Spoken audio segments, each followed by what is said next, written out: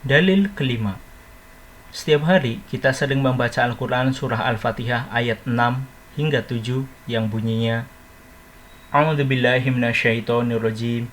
Ihdinas syiratal mustaqima syiratal ladzina an'amta 'alaihim.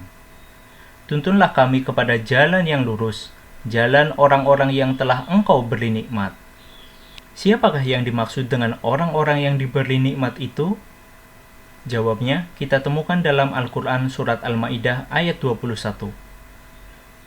Allah subhanahu wa ta'ala berfirman, A'udzubillahi minasyaitonirrajim.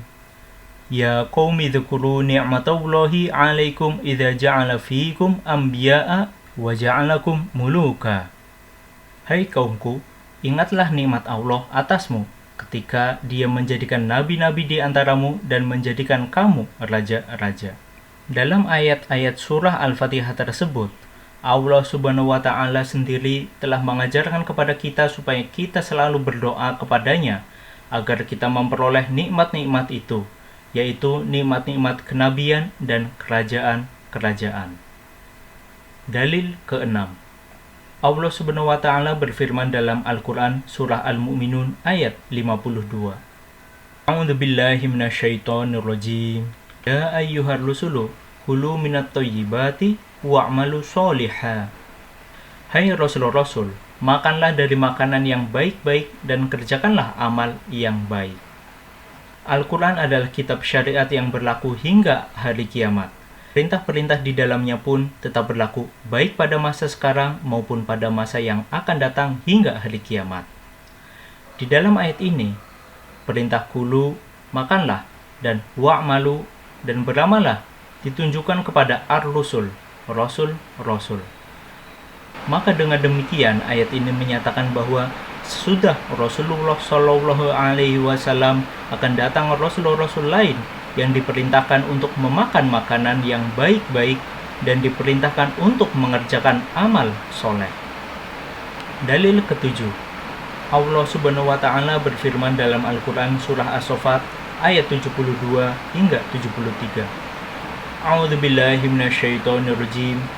Walaqad dzalla qablahum aktsarul awwalina walaqad arsalna fihim mundzirin. Dan sesungguhnya telah sesat sebelum mereka sebagian besar dari orang-orang yang dahulu. Dan sesungguhnya telah kami utus pemberi-pemberi peringatan atau rasul-rasul di kalangan mereka. Ayat ini menjelaskan, apabila kesesatan dan kemungkaran telah merajalela di dunia, maka Allah subhanahu wa ta'ala senantiasa mengirimkan rasul-rasulnya. Dalil ke-8. Allah subhanahu wa ta'ala berfirman dalam Al-Quran surah Bani Israil ayat 16. A'udzubillahi minasyaitonirrajim. Wa ma kunna mu'adzibina hatta nab'atha rasula. Dan kami tidak akan menurunkan azab sebelum kami mengutus seorang rasul. Allah subhanahu wa ta'ala telah dan sedang menurunkan azab yang besar di dunia. Di antaranya timbulnya berbagai peperangan di dunia, mulai dari Perang Dunia Pertama, Perang Dunia Kedua, Perang Korea, Perang Vietnam, dan peperangan yang sekarang sedang dan terus berkecamuk di wilayah Timur Tengah. Di samping banyak terjadi bermacam-macam bentuk bencana alam di berbagai belahan dunia, tidakkah semua kejadian-kejadian ini memberikan isyarat bahwa di zaman ini pun Allah subhanahu wa ta'ala telah mengutus seorang rasulnya? Dalil ke-9. Allah subhanahu wa ta'ala berfirman dalam Al-Quran surah Al-Ma'idah ayat 4. A'udzubillahi minasyaitonirrajim. Al-yawma akmaltu lakum dinakum wa atmamtu 'alaikum ni'mati wa raditu lakumul islama dina. Pada hari ini telah kusempurnakan untuk kamu agamamu dan telah kucukupkan bagimu nikmatku dan telah kuridhoi Islam itu sebagai agama bagimu. Oleh karena agama Islam itu agama yang paling lengkap dan sempurna, maka tentu pengikut-pengikutnya pun ada yang mendapatkan derajat kerohanian paling tinggi, yaitu nabi-nabi. Dalil ke-10. Di dalam kitab hadis Ibnu Majah jilid 1 Kitabul Janaiz halaman 231 kita baca Allahumma sholli ala Muhammad wa ala ali Muhammad kama sholaita ala Ibrahim wa ala ali Ibrahim wa barik wa salim innaka Hamidum Majid.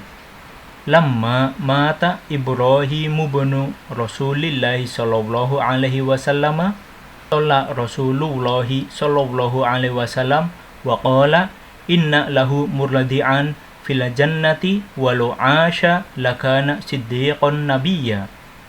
Ketika Ibrahim ibnu Rasulullah Shallallahu Alaihi Wasallam wafat, beliau Shallallahu Alaihi Wasallam menyembayangkan jenazahnya.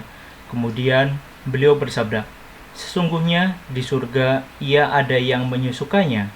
Seandainya saja usianya panjang, ia pasti akan menjadi nabi yang benar.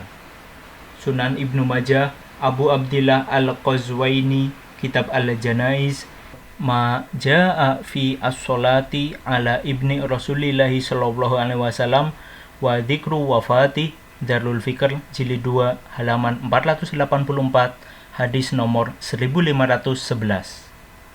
Wafatnya putra Rasulullah sallallahu alaihi wasallam itu pada tahun ke-9 Hijrah. Sedangkan ayat Khataman Nabiyyin sudah turun pada tahun ke-5 Hijrah. Kalau saja benar, Khotaman Nabiyyin itu artinya Nabi Muhammad Shallallahu Alaihi Wasallam adalah Nabi penutup dan terakhir. Ini tidak boleh ada lagi Nabi sesudah beliau Shallallahu Alaihi Wasallam.